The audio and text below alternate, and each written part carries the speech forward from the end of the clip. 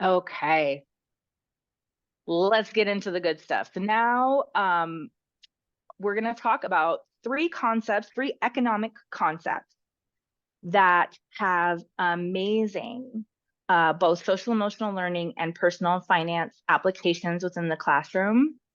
We're going to look at cross-curricular opportunities here. We're going to be social studies, and we're going to look at some standards, financial education, math, and SEL.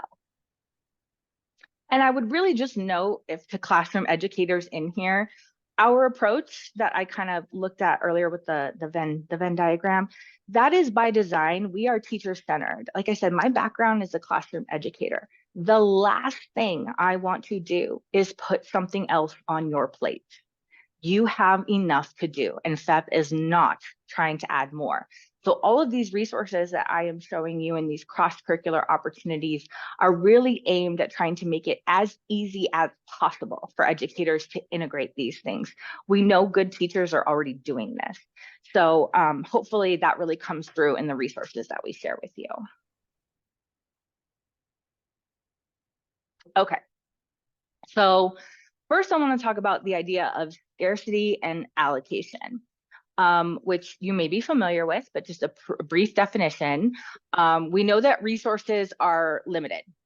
There is not enough of everything for everyone to have both what they want and they need. And the economic concept of those finite resources is scarcity. And then allocation, of course, is how we pass out the resources that we do have. And whether we know it or not, we have a lot of different strategies for allocation. There's about a list of, I want to say 10 or 11 that we use pretty consistently, but I don't ever remember being explicitly taught about them or how there are positives and negatives to each strategy.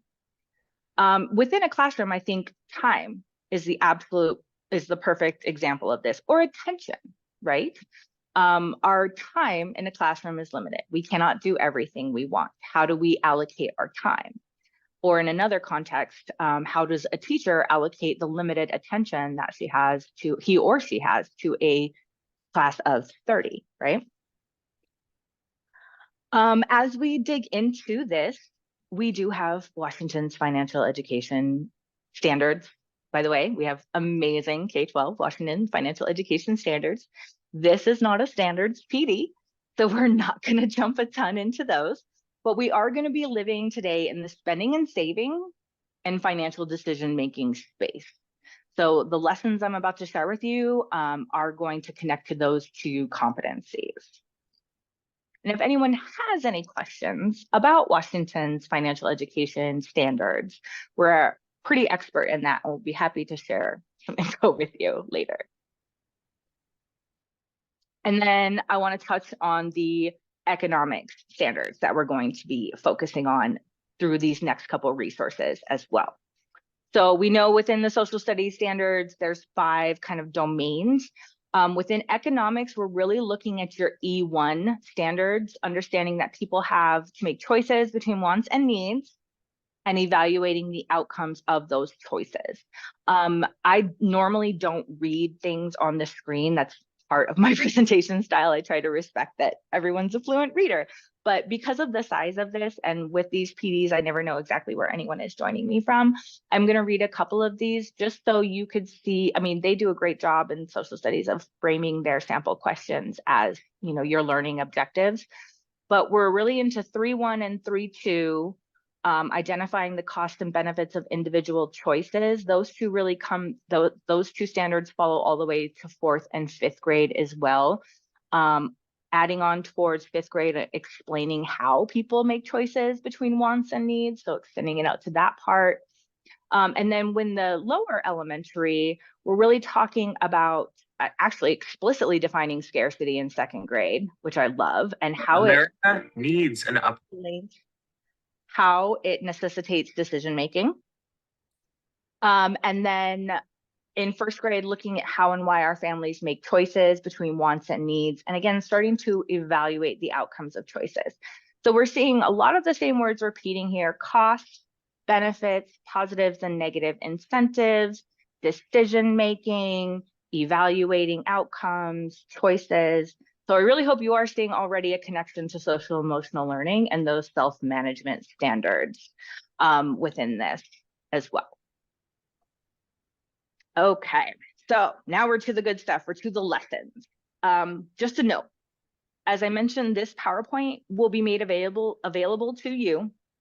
If you would like it, we can email it to you after the PD. And within here, I do have linked sources, but these will all also, this is anything we can reference or send to you at any time. On the left, though, I did write out the standards that each of these lessons would hit. So again, we're in those E1 standards for kindergarten through 5th grade for social studies. Within financial education, we're looking at financial decision making. And the standard would be making criterion-based financial decisions by systematically considering alternatives and consequences. Come back. For math, this lesson is a 1st grade lesson, so you would be looking at a 1st grade Common Core number space 10 standard, but I would say this is completely relevant to 1st through 5th graders.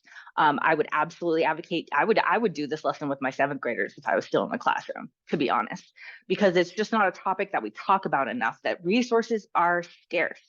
We make decisions on how to pass out those resources, and then we are responsible for the decisions that we make. And following that, you can see the self-awareness and self-management standards. I did choose to kind of focus in on benchmarks, which is demonstrating awareness and understanding of our emotions and how our emotions influence our behavior. And then, of course, demonstrating that responsible decision-making and problem solving, which if we could get, even a 20% increase in our students, I think we would all see a massive impact on that one. So the 3 lessons that we're looking at here are part of a 1st grade unit, as I mentioned, from the Minnesota Council on Economic Education. They have a fantastic mathematics and economics curriculum. It is for kindergarten through 5th grade, and it is available in English and in Spanish. These lessons are, each grade level has 3 units. Every lesson, this is vocabulary. Each unit covers personal finance, decision-making, and business or production, right? So they were looking at the first 3 lessons of the unit. And again, this may be geared toward 1st graders, but it's fantastic for all elementary students. The first one is talking about what do you want? And we have students just understand the concept of scarcity, being able to define it, hopefully in some of their own words, and then using different modalities. This time it's more like art to draw a picture to help students connect to ideas of scarcity within their life, right? Then the second lesson expands on that when we start thinking about how do we allocate scarce resources, right? And the context that this lesson chooses to look at it through is, are these strategies fair, easy, and safe? And I think anybody who's taught elementary could recognize that what is fair can be very different for different students. But I think these 3 are sort of easy baselines that most students can connect to. And then the last lesson is, how can we decide? And that is when we start integrating graphic organizers to consider pros and cons of different choices, but also of these different allocation strategies. And so I'm going to go ahead and move forward to the next slide so you can see some of the images from these lessons. And this is part of what I like about MCEE is that their graphics are engaging and simple. They're very equitably designed and very low or no prep. They are in Google. Everything is located in Google Drive. You can make copies. And the great thing about that is you can change or edit these to meet your students' needs. Or their particular cultures or habits or whatever would be the best impact for you. And I think that's always really powerful when programs give teachers the ability to edit and make materials their own instead of kind of gatekeeping them. And that is really what Minnesota aims to do. So that's one reason why I like to recommend their materials.